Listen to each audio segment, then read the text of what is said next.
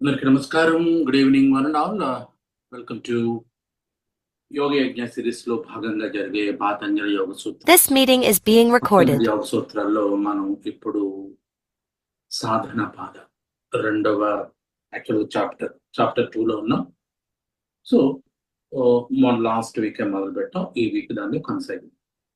So ఈ లోపల మిగతా వాళ్ళు ఎవరైనా జాయిన్ అయ్యే లోపుల్లో ఎనీథింగ్ టు డిస్కస్, ఏమైనా డిస్కస్ చేయాల్సిన ఏమైనా ఉన్నాయండి? మాట్లాడుకుందాం కాసేపు. ఎందుకంటే అటెండెన్స్ ఒకటి, ఆఫ్ కోర్స్ మేబీ ప్రకాశం గారు, శ్రీనివాసు, నేను నాయి రెండు అంటే 4. ఓకే, కొత్తగా వచ్చిన వాళ్ళు ఎవరు అంటే దీంట్లో ఉన్న వాళ్ళు ఎవరంటే సుబ్రహ్మణ్యం గారు, మోహను, రత్న గారు అండ్ బీబో 11, ఐ డోంట్ నో ఎవరు. అలాగే 251719 ఇంకెవరు.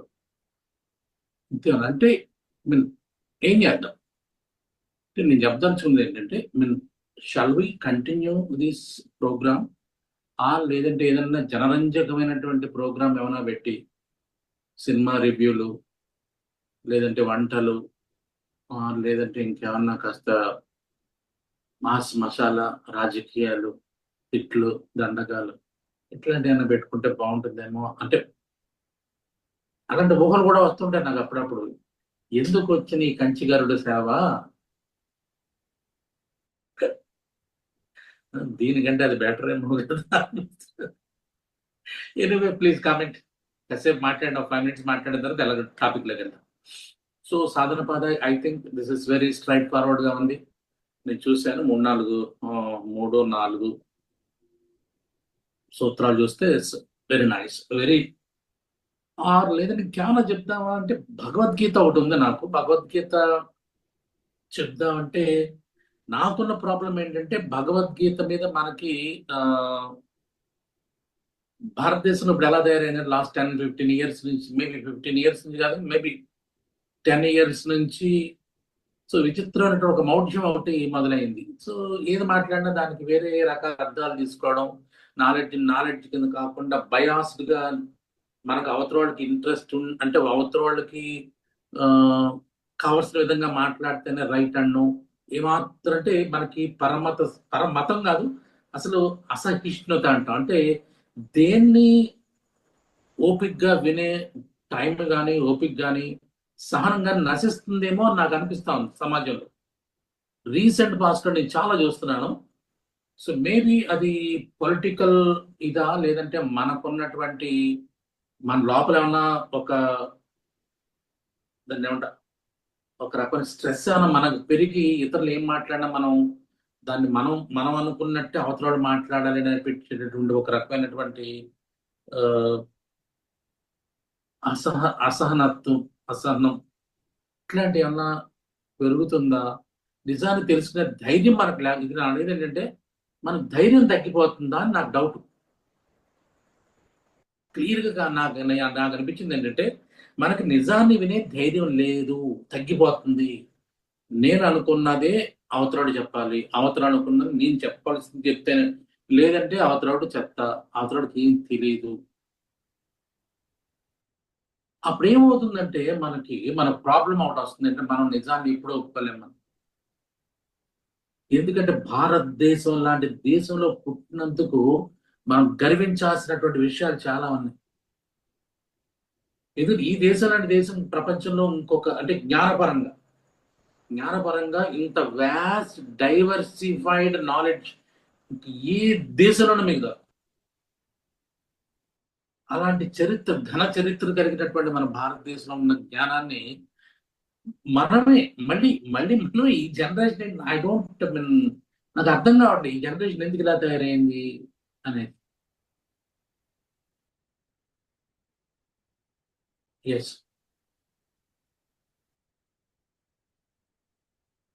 ఎనీ కామెంట్స్ కాసేపు? మీరు చెప్పింది 100% కరెక్ట్ సార్. అది అందులో డౌట్ లేదు సార్.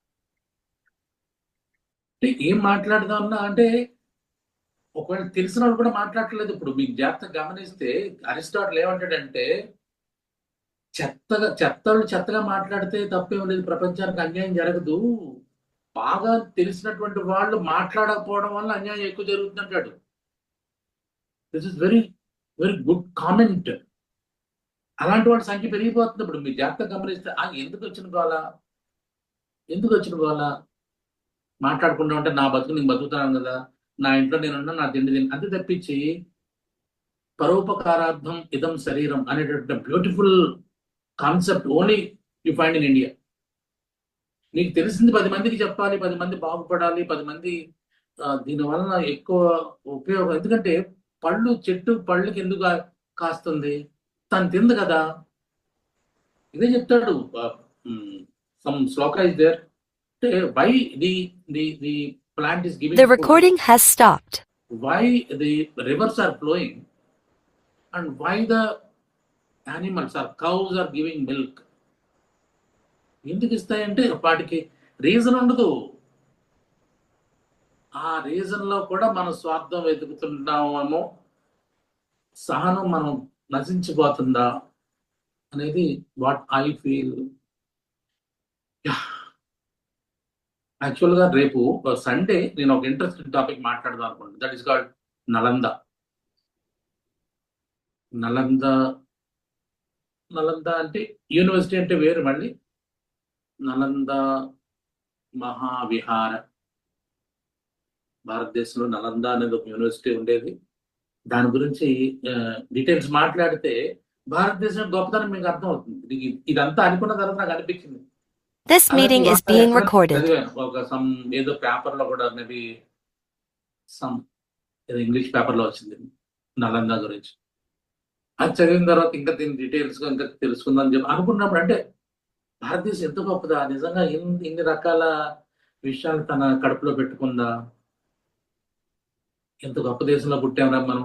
అలాంటి దేశం మనం ఇలాంటి మరుగుజ్జును పుట్టేమేంటి, ఇంత ఏదని మనం పట్టించుకున్నా మనకు కావాల్సిన విధంగా మనం ఎందుకు ఆలోచిస్తున్నాను ఇస్తా ఉంటుంది ఒక్కొక్కసారి. Yes please, any comments? Western culture కాదండి సుబ్రహ్మణ్యం గారు, వెస్ట్రన్ కల్చర్ కాదు సుబ్రహ్మణ్యం గారు. డిస్కస్ చేయడమే వేస్ట్ అండి, మన లైన్ లో పోవడమే జస్ట్ లైక్ అండి, మిగతా కూడా జాయిన్ అయ్యే లోపల మనం వేస్ట్ అండి. మీరు ఎన్నేం చెప్పండి, ఇంతే. మనం ఒక లైన్ లో వెళ్ళిపోవడం అంటే మాలాంటి వాళ్ళకి కొంచెం బలం చేకూరినట్టు ఉంటుంది సార్ అలాంటివి చెప్పడం వల్ల. నేను అనుకుంటూ ఉంటాను ఇప్పుడు ఈ గ్రూప్ లో బాగానే ఉన్నది, అసలు యాడ్ అవ్వటం లేదు కదా మీరు ఎవడానికి వినడానికి అనుకున్నారు. అసలు ఆ డిస్కషన్ అనవసరం, మన బాడీ హీట్ ఎక్కుద్ది. నన్ను అడిగితే మన బాడీ హీట్ ఎక్కుద్ది. గోయింగ్ అంటే మై లేదు. ఇప్పుడు సార్ చెప్పగానే ఏమైంది, అదే మనలా ఆలోచించే ఇంకొక వ్యక్తి కూడా ఉన్నారని నాకు అనిపించింది. నిజంగా 100% అందులో డౌటే లేదు.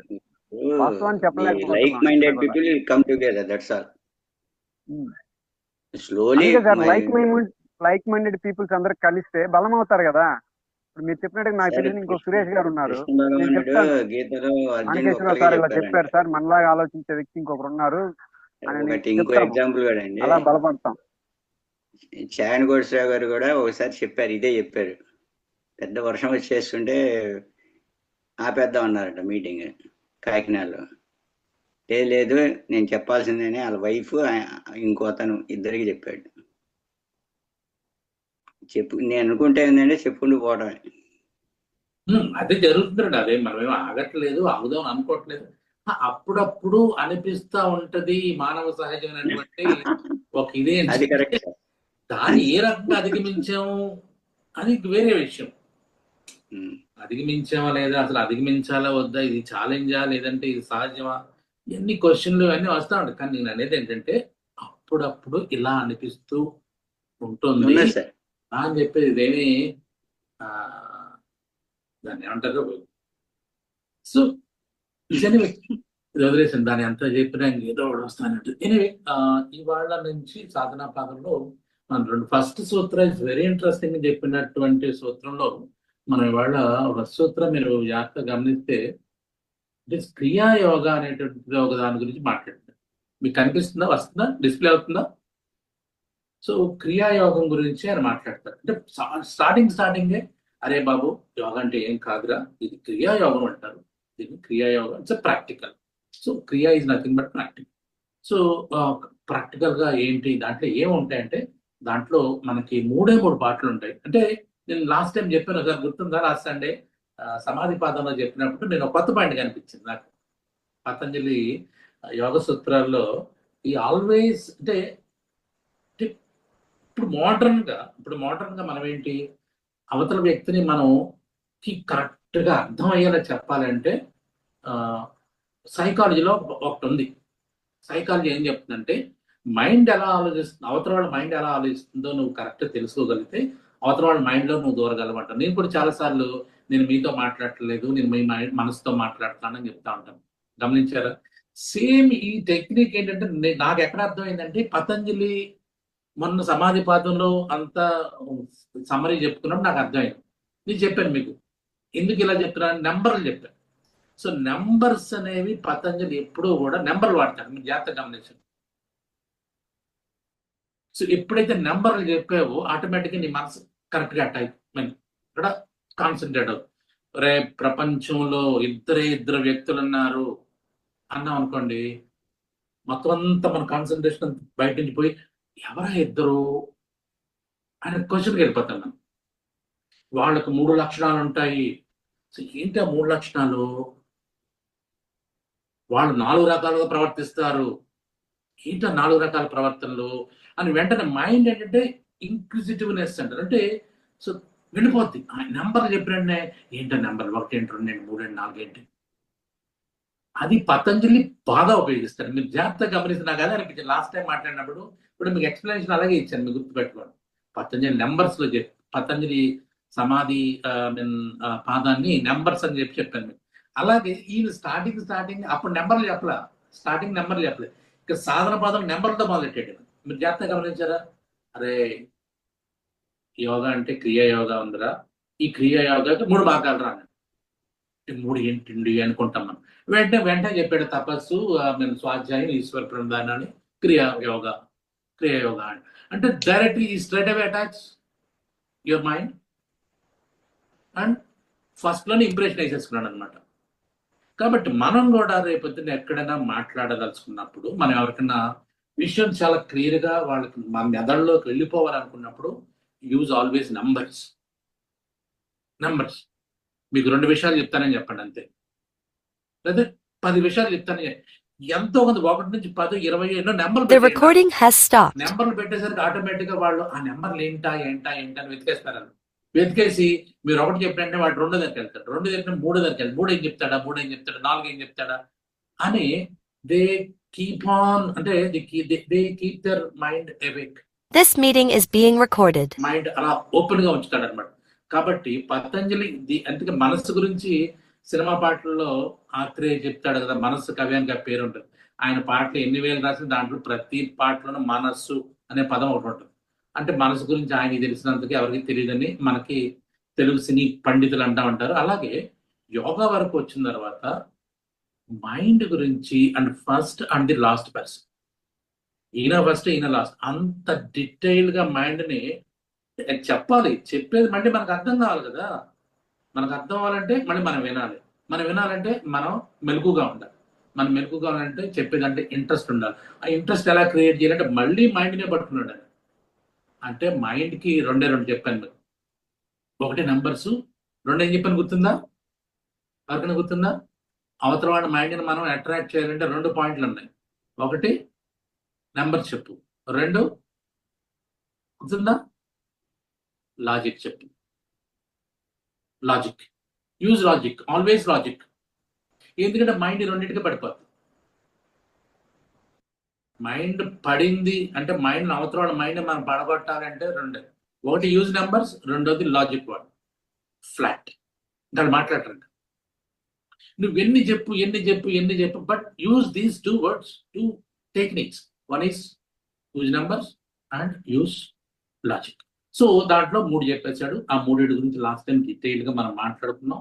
ఇవాళ ఇంకా డీటెయిల్ గా చెప్తాడు. అసలు ఆ క్రియాయోగం మనకు సిద్ధించాలంటే ఇంకా ఏ నీళ్ళ లక్షణాలు ఉండాలి. మళ్ళీ వన్స్ అగైన్ మళ్ళీ నెంబర్లే మీరు జాగ్రత్తగా వినంటే దీనికి మనకి యా సమాధి భావనార్థ క్లేశ తనూకరణార్థ అంతే కదా. దీన్ని నేను క్లోజ్ చేస్తాను. సరే, సో ఏమంటాడు? సమాధి భావనార్థ క్లేశ తనుకరణార్థ. ఇక్కడ మళ్ళీ 2 చెప్తున్నాడు. సమాధి భావన రావాలంటే ఏం చేయాలంట? క్లియర్. సమాధి భావన అర్థం ఎలా వస్తుందంటే క్లేశ తనూకరణ అర్థశ్చ. ఈ క్రియాయోగాల్ని ఆచరించడం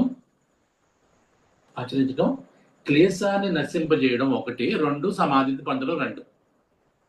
క్రియాయోగం పరమోద్దేశం ఏంట్రా అని అడిగారు అనుకోండి ఎవరైనా, అవి 2 సార్. 1 సమాధి భావన, 2 క్లేశ తనూకరణ.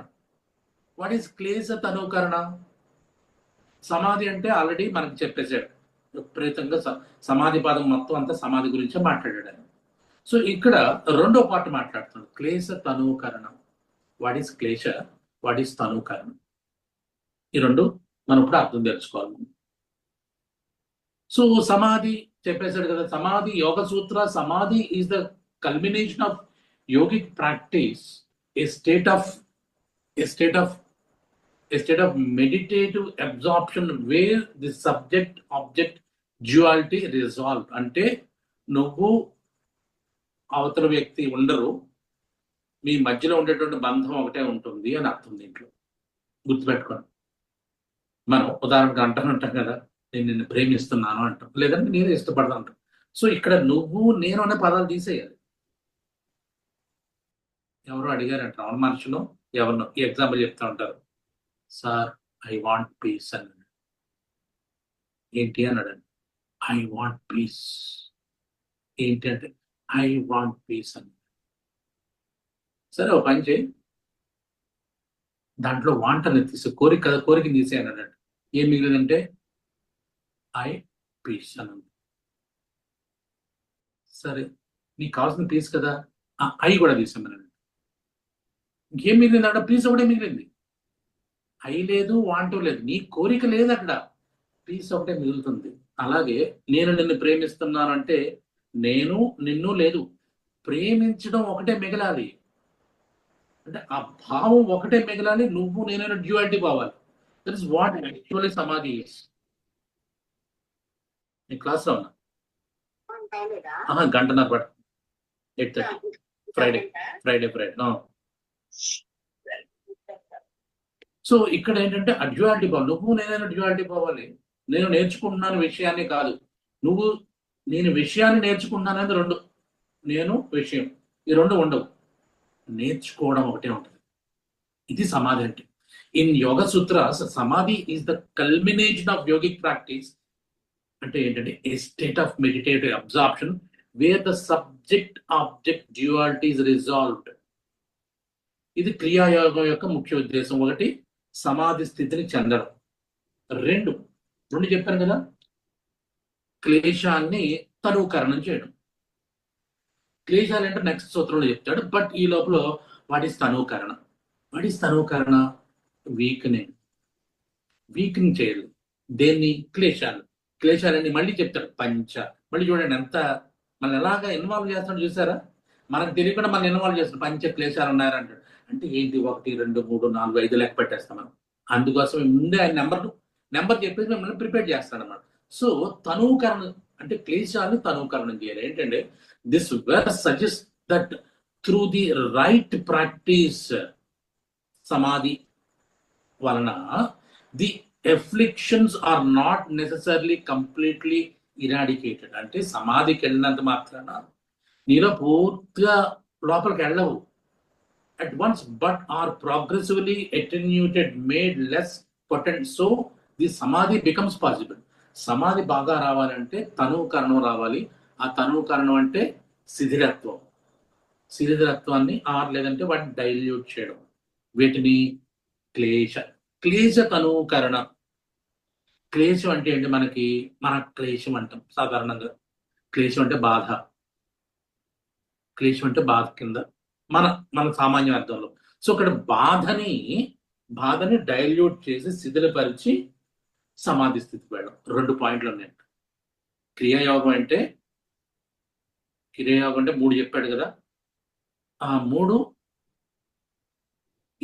ఎలా పొందాలి అంటే దానికి 2 మార్గాలు. ఒకటి క్లేశ తనుకరణం చేసేస్తే ఆటోమేటిక్గా సమాధి వస్తుంది, రెండో స్టేట్ సమాధికి వెళ్ళిపోతాం. సో ఇక్కడ మనం గమనించాల్సింది ఏంటంటే భావన. బట్ ఈ భావన is something like it's practice. So cultivation, bringing about. Here it indicates that the aim for the cultivation of సమాధికి మనకి క్లేశ తనుకరణ రావాలి. So if you are practising yoga in the sense of yoga sutras, not just physical postures. So యోగ సూత్రాల్లో పతంజలి చెప్పింది ఆసనాలు ఎక్కడ లేవు, మీరు జాగ్రత్తగా గమనిస్తే. ఆయన ఆసనాల గురించి చెప్పలా. యోగా అంటే మళ్ళీ మనం ఆసనాలు దగ్గర ఆగిపోతున్నాం. కాబట్టి ఇక్కడ చెప్పేది ఏంటంటే if you are practising yoga in the sense of yoga sutras, అంటే యోగ సూత్ర ప్రాతిపదికన మీరు యోగా ప్రాక్టీస్ చేస్తుంటే, నాట్ ఫిజికల్ పోస్చర్స్ బ్రాకెట్ లో చెప్పాడు. This verse signals aim your practice so that the mind becomes stable and clear, samadhi, and so that mental afflictions weaken, మానసిక క్లేశాలు వీకెన్ అయ్యి సమాధి పొందడం. 2 స్టేట్స్ ఉంటారా బాబు క్రియాయోగంలో అని చెప్తున్నాడు. When afflictions dominate. ఓకే, ఈ క్లేశాలు అంటే ఏంటి సార్? ఈ క్లేశాలు అంటే మీ ప్రాబ్లం ఏంటి అంటే, ఈ క్లేశాలు ఉంటే the mind cannot settle in to integration. The practice of Kriya Yoga is the means. అంటే క్రియాయోగం సాధించాలంటే నీకు మన క్లేశాలు తనుకరణ, దే షుడ్ బి వీకెండ్, మానసిక క్లేశాలు తగ్గిపోవాలి, తర్వాత సమాధిని చేరాలి. ఇది ఈ శ్లోకం యొక్క, అంటే ఈ సూత్రం యొక్క అర్థం. The goal is 2-fold. ఇందా చెప్పినట్టుగా 1 is internal samadhi and 1 therapeutic weakening of kleshas. సమాధిని పొందడం ఒకటి అనుకుంటే, ఈ క్లేశాలని వీకెనింగ్ చేయాలి, తనూకరణ. It's very The recording has stopped. So over time as the disturbances weaken, అంటే క్లేశాలు తగ్గిపోతే, the mind becomes less reactive, more present, more aligned with the deeper nature. అంటే మన ప్రకృతి ఉంది కదా, 24వ తత్వ. ఆ 24వ తత్వాన్ని చేరాలంటే ముందు నీ మన క్లేశాలు తగ్గిపోవాలి. మన క్లేశాలు తగ్గితే సమాధి ఈజీ అవుతుంది. సో ఏమంటాడు ఇక్కడ వ్యాస భాష్యంలో ఏం చెప్తాడు అంటే, he explains that klesha afflictions once attenuated, అంటే they lose their potency, their seed power is This meeting is being recorded. By discrimination. ఇక్కడ గమనించండి, ఎప్పుడైతే నీకు క్లేశాలనే మానసిక క్లేశాలు పోయినాయో, సమాధి సిద్ధించే దారిలో, గుర్తుపెట్టుకోండి, దారిలో discrimination is kindled by discrimination. అంటే అహంకారం అనేది నెక్స్ట్ దారిలోకి వస్తుంది. The mind becomes no longer impacted by them. From Vyasa's view, practice is not simply for achieving samadhi. సమాధిని చేరడానికి the affliction so that mind becomes capable of stable meditation. అంటే మనసు దాటిన తర్వాత, మనకు తెలుసు కదా, మనసు దాటిన తర్వాత బుద్ధి లేదంటే అహంకారం ఉంటుంది. ఆ అహంకారం అంటే బుద్ధి అనే స్టేట్కి మనం వెళ్ళాలి. ఇప్పుడు మానసిక క్లేశాన్ని దాటాలి అని చెప్తున్నాడు ఆయన. సో వాచస్పతి మిశ్రా చెప్తాడు తత్వ విశారది అనేటటువంటి దాంట్లో.